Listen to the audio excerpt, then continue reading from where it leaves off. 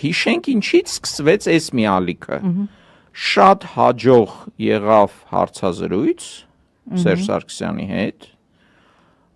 շատ մեծ տարածում ստացավ,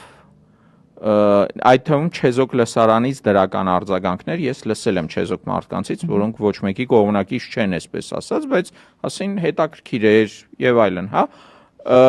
Միանգամից հետևեց Ալեն Սիմոնյանի սադրանքը, դա հստակ իմ խորին համոզմամբ դա հստակ պլանավորած սադրանք էր շարունակությամբ, հա, հետագա քայլերով, միանգամից դրան հետևեց սադրանքը ու միանգամից այսպես ասած դուբինկան խոդի տվին, հա։ Այսինքն հստակ է, որ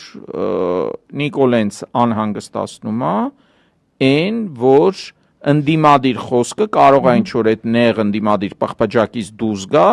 ու ասենք ինչ-որ մարդիկ լսեն ու ասեն՝ «Այս ինչ ճիշտ բան է», հա։